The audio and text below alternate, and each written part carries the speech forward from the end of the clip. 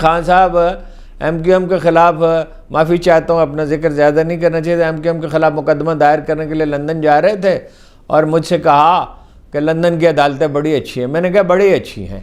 کوئی شک نہیں اس میں، لندن کی عدالتیں کسی کو ڈاؤٹ تو نہیں ہے، لیکن جب MI5 اور MI6 مداخلت کرے گی تو پھر لندن کی عدالت وہیں رکھی کی رکھی رہ جائے گی۔